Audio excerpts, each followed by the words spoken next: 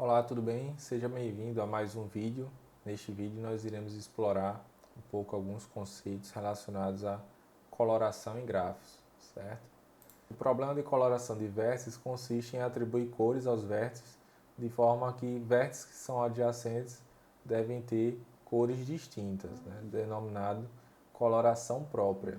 O número mínimo de cores que podem ser utilizados para colorir um grafo é denominado aqui o número cromático ou Ki de G, certo? Bom, particionar esse grafo no menor número possível de conjuntos é um problema difícil, certo? Associado à teoria da computação, um problema NP difícil, ou seja, determinar a solução ótima não se conhece uma solução em tempo determinístico polinomial. Existem alguns problemas que podem ser associados a este problema, visto que ele pertence a uma classe de problemas. Bom, então nós temos aqui um exemplo, tá, de coloração de vértices. Temos um grafo G e esse grafo ele poderia ser colorido dessa forma, de forma que nós teríamos 4 cores sendo utilizadas para colorir esse grafo em questão. Tá? No segundo exemplo, nós temos um novo grafo G e para esse grafo a coloração ótima dele, o número cromático dele, seria 3. Tá? Então, com 3 cores é possível colorir esse grafo de forma que vértices que são adjacentes vão possuir cores distintas. Então, perceba aqui que, por exemplo, esse vértice ele foi colorido com a cor azul, mas os vizinhos dele aqui nós temos a cor amarela, e temos também uma terceira cor aqui, no caso, porque esse vértice central ele também é adjacente a esses dois vértices, certo? Bom, existem algumas formas de se colorir um grafo, em termos da coloração de vértices. Podemos utilizar um algoritmo guloso, em que os vértices eles vão ser considerados em uma certa ordem, de acordo com a rotulação que foi estabelecida. Podemos utilizar índices, que serão associados às cores, que podemos colorir esse grafo, e onde nós podemos também adicionar mais cores, se isso for necessário. E basicamente a estratégia é atribuir ao vértice VI a cor de menor índice que não for utilizada por nenhum de seus vizinhos, certo? Então é um algoritmo bem simples que a gente pode verificar. Então, por exemplo, aqui a gente pode ter as cores sendo numeradas, sendo rotuladas de acordo com a ordem, por exemplo, vermelho e azul, e em seguida nós poderíamos ter aqui o verde e o amarelo. Então, de acordo com a sequência em que esses vértices são considerados, a coloração pode mudar. Então, considerando aqui esse grafo e a gente fazendo esse sequenciamento dessa forma, nós teríamos essa coloração. Então, começando pelo vértice 1, a cor com menor índice seria o vermelho. Então, nesse caso aqui, poderíamos atribuir o vermelho, depois visitando o vértice 2, vermelho, depois o vértice 3, vermelho, e depois o vértice 4, vermelho. Então, vindo para o vértice 5, seus vizinhos possuem a cor vermelha, então deve ser considerada a próxima cor com índice, aí, com o segundo índice, que seria o azul. E esse processo se repetiria.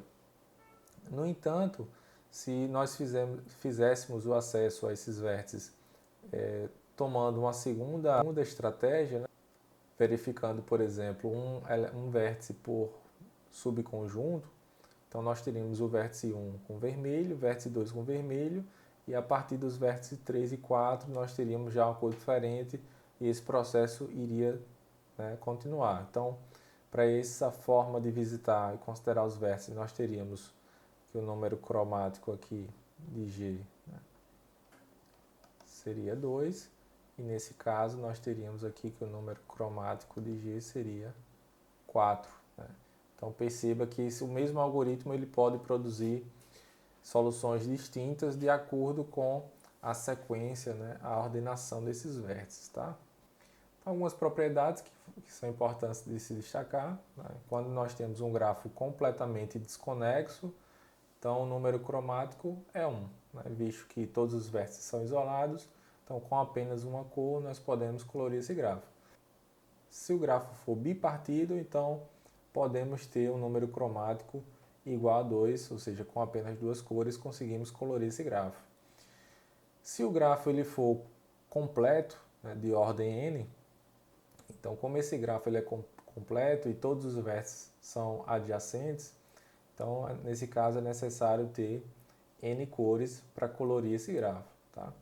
E, bom, de acordo aqui com o famoso teorema das quatro cores, para qualquer grafo planar é possível colori-lo utilizando no máximo quatro cores. Tá? Então esse é um teorema que foi bastante estudado. Ao longo de vários anos, vários pesquisadores tentaram provar o teorema, algumas provas foram consideradas corretas e posteriormente foram verificadas como falsas, mas que a última das provas foi aceita, né, apesar de controvérsias, certo? Então, relacionado a essas provas, temos esses dois conceitos importantes, que seria o de conjectura e o teorema. Então, quando a gente tem uma conjectura, na verdade temos uma proposição que ela é consistente, né? Ela parece verdadeira, mas não foi verificada, certo? Não existe uma verificação ou, por outro lado, não existe uma mostra, né, de que ela é falsa. Então, seria aqui um sinônimo de hipótese, certo? Por outro lado, um teorema seria uma afirmação que foi provado ser verdadeira e a partir, né, de outras provas, ou seja, é possível de se provar a partir de outros conhecimentos ou a partir de outros teoremas ou axiomas ou outros elementos, né? Então, o teorema ele pode ser provado e esse processo de demonstrar a corretude se chama de prova. Tá? Então, inicialmente, esse teorema das quatro cores foi conjecturado. Perceba aqui que naquele momento ele tinha alguns dados que levavam a crer que esse teorema era verdadeiro, mas não havia sido verificado nem mostrado como falso, isso em 1852. Então, essa conjectura, né, foi construída com base nessa ideia de que um mapa ele pode ser colorido, né, utilizando quatro cores no máximo, de forma que regiões que são adjacentes, né, ou seja, possuem uma fronteira em comum, elas devem receber cores distintas. Então esse problema ele pode ser modelado como um grafo e nesse caso o grafo deveria ser planar, né, visto que nós temos um mapa, né? Então, com base nessa situação, o Francis, em 1852, ele conjecturou, né, e em seguida vários pesquisadores foram trabalhando em cima desse teorema, que posteriormente foi mostrado, né, foi apresentada uma prova que é considerada correta. Tá? Então, a situação que pode ilustrar isso seria esse mapa. Percebam que nós temos aqui diversas regiões e que essa situação ela consegue ser modelada utilizando um grafo e o problema aqui, nesse caso, como o grafo ele é planar, com no máximo quatro cores você consegue colorir esse grafo, certo? De acordo com o teorema das quatro cores. E, bom, uma curiosidade, né, foi que em 1975, depois de uma série de provas e contraprovas em relação a esse teorema das quatro cores, foi apresentado esse mapa, né, de 110 regiões como uma pegadinha, né, para mostrar que esse teorema ele era inválido. Tá? Só para vocês terem um pouco de noção, em 1977, depois de uma série de provas e contraprovas, o New York Times ele se recusou a noticiar, né, a prova correta que foi feita por dois pesquisadores com medo de que fosse mais uma prova falha. Mas, de fato, realmente muitas provas foram mostradas como corretas e posteriormente foi verificado que eram falsas. Então, esse teorema realmente teve esse histórico aí bem controverso, certo? E aí, a prova, né, seria justamente que é apresentado nesse livro, ele foi bastante criticado porque boas provas em matemática devem ser sucintas, né, devem ser curtas, e essa prova foi apresentada em um livro bastante extenso, tá? Então existe essa pequena crítica aqui, que uma boa prova é como um poema, e na verdade o livro foi considerado aqui como uma lista telefônica, tá? A prova utilizou um dos conceitos, que foi justamente das cadeias de Kemp. Dentro desse histórico de provas e contraprovas, teve um pesquisador, que foi Kemp, ele apresentou esse conceito de cadeias de Kemp. No entanto, na sua prova, foi identificado alguns problemas e que, na verdade, foi desconsiderado, né, o que ele fez. Mas, posteriormente, a ideia que ele utilizou foi melhorada e foi utilizada para provar posteriormente por esses dois caras aqui, né?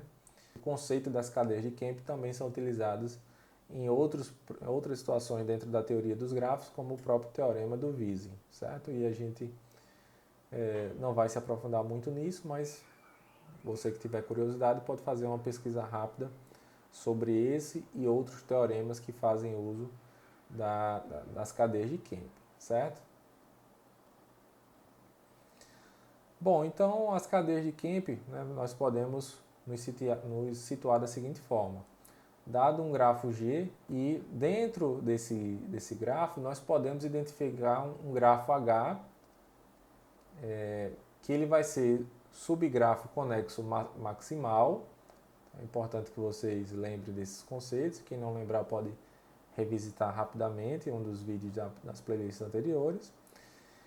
De forma que esse subgrafo ele também pode ser colorido com apenas duas cores. Tá? Esse subgrafo conexo maximal, H, ele vai ser chamado de cadeia de Kemp. Tá? Então, nesse grafo aqui ilustrado, a cadeia de Kemp seria justamente esse subgrafo aqui, porque ele é conexo e é maximal e pode ser colorido utilizando duas cores apenas, certo? Então, dado esse conceito, é possível, né, fazer alterações em um grafo original de forma que novas colorações podem ser obtidas, certo?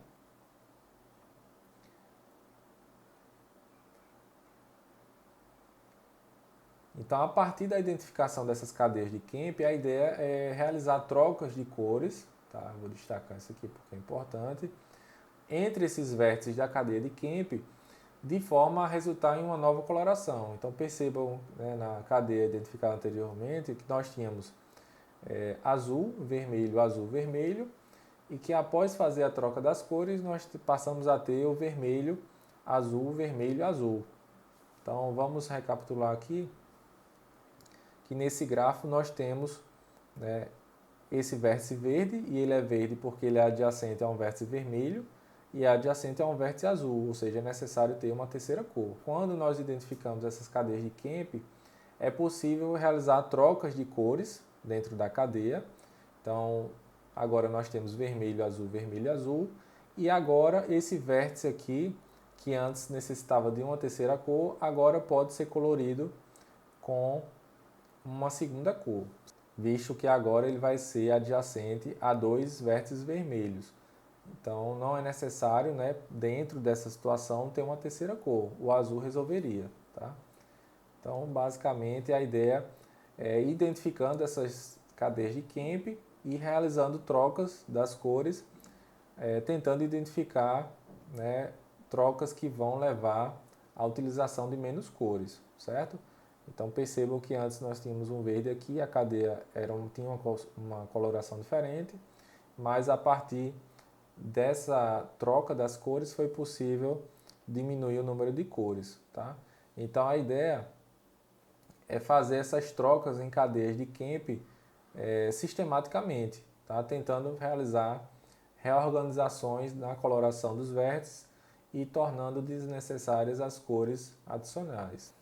Bom, e aqui um pequeno exercício de fixação. Nós temos esse grafo, a ideia é que você utilize esse conceito de cadeia de Kemp para realizar as trocas nas cores desse grafo aqui e não utilizar uma sexta cor, né? Colorir o grafo com apenas 5 cores, tá, pessoal? Então, posteriormente eu irei postar outros vídeos com mais exercícios e exemplos. Espero que tenha ficado claro essa temática da coloração de grafos e especialmente de vértices, mas fazendo um paralelo, essa coloração ela também pode ser feita em termos das arestas, tá? Mas aí seria um tópico para um outro vídeo, tá? Então, bons estudos, até os próximos vídeos, tchau, tchau!